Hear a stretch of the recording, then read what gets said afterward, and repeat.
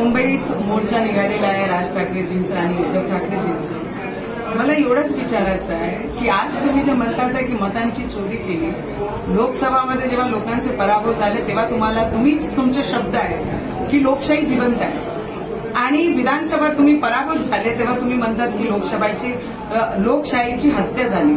तर माझा प्रश्न आहे उद्धव ठाकरेजींना आणि राज ठाकरे साहेबांना की राज ठाकरे साहेब, तुम्ही उद्धव ठाकरेजींसोबत येण्यापूर्वी तुम्ही म्हणायचे की मस्जिदवरचे भोंगे काढा, हनुमान चालीसा लावा, हातात भगवा घ्या, हातात डंडे घ्या, आणि आज त्याच ठाकरेजींसोबत उद्धव ठाकरेजींसोबत तुम्ही बसल्या आणि तेच उद्धव ठाकरेजी म्हणतात की हे लोक आणि आपण भाऊ भाऊ आहे.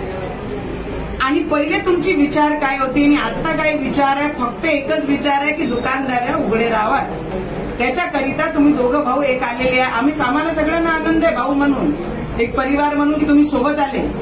पण विचारांसाठी आले असते ते बाळासाहेबांना खूप चांगलं वाटलं असतं. मी तुम्हाला एवढंच सांगेन की आज तुम्ही रोडावर हात जोडण्यासाठी मतं मागण्यासाठी बाहेर आलेली आहे. एक वेळ अशी येणार आहे उद्धव ठाकरेजींवर की एवढे मजबूर झाले आहे की ते प्रत्येक घरी जाऊन मतं मागण्याची वेळ त्यांच्यावर येणार आहे.